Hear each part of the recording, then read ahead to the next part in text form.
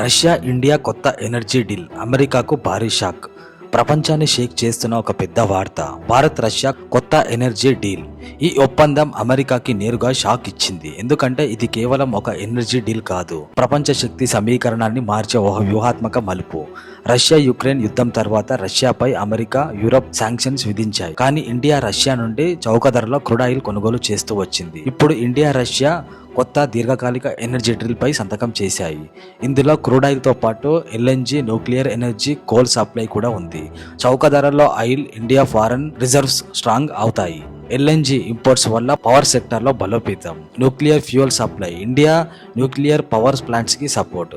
Russia long term contracts ద్వారా ఇండియాకి energy security. US sanctions ఉద్దేశం రష్యాని ఐసోలేట్ చేయడం. కానీ ఇండియా రష్యాతో డీల్స్ పెంచుకోవడం వల్ల రష్యాకి లైఫ్ లైన్ లభిస్తుంది. దీనివల్ల అమెరికా స్ట్రాటజీ ఫెయిల్ అవుతుంది. పైగా ఇండియా రష్యా దగ్గరయ్యే కొద్దీ ఇండియా యుఎస్ సంబంధాలు టెన్షన్లకి వెళ్లే అవకాశం. వాషింగ్టన్లో ఇప్పుడు ఒక పెద్ద ప్రశ్న.